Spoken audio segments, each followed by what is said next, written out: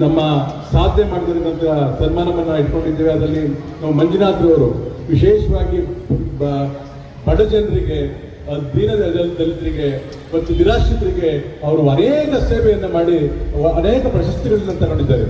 ನಮ್ಮ ಕರ್ತವ್ಯ ಬೇರೆ ಬೇರೆ ಕಡೆಯಲ್ಲಿ ಆ ಪ್ರಶಸ್ತಿ ನೀಡಿದ್ದಾರೆ. ಮಂಜು, ನಾವು ನಿಮಗೆ ಒಂದು ಉದಾಹರಣೆ ಕೊಡ್ತಿರ್ತಕ್ಕಂಥ ಮಂಜುಗೆ ನಾವು ನಿಮಗೆ ಅಭಿನಂದನೆ ಮಾಡಬೇಕು, ನಮ್ಮೆಲ್ಲರ ಕರ್ತವ್ಯ. ಅದರಿಂದ ಇವತ್ತು ಸ್ವತಂತ್ರ ದಿನಾಚರಣೆ ವಿಶೇಷವಾಗಿ ಮಂಜುನಾಥ್ ಒಂದು ಹೆಸರು ಹೇಳ್ತಿದ್ದೀನಿ.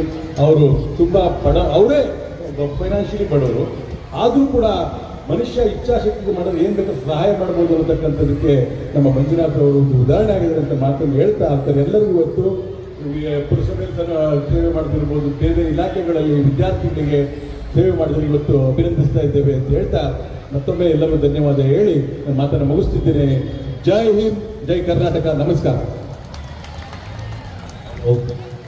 ಇಡೀ ಕ್ಷೇತ್ರದ ಅಭಿವೃದ್ಧಿಯ ಬಗ್ಗೆ ಸುದೀರ್ಘವಾಗಿ ಮಾನ್ಯ ಶಾಸಕರು GS ಶ್ರೀನಿವಾಸರವರು ಎಲ್ಲ ಇಲಾಖೆಗಳು ಎಲ್ಲ ಅಭಿವೃದ್ಧಿ ಕಾರ್ಯಗಳ ಬಗ್ಗೆ ಸುದೀರ್ಘವಾಗಿ ಮಾತಾಡಿದಂತಹ ಕ್ಷೇತ್ರದ ಶಾಸಕರಿಗೆ ಎಲ್ಲರ ಪರವಾಗಿ ಹೃತ್ಪೂರ್ವಕವಾಗಿರ್ತಕ್ಕಂತಹ ಧನ್ಯವಾದವನ್ನು ಅರ್ಪಿಸ್ತಾ ಇದೆ.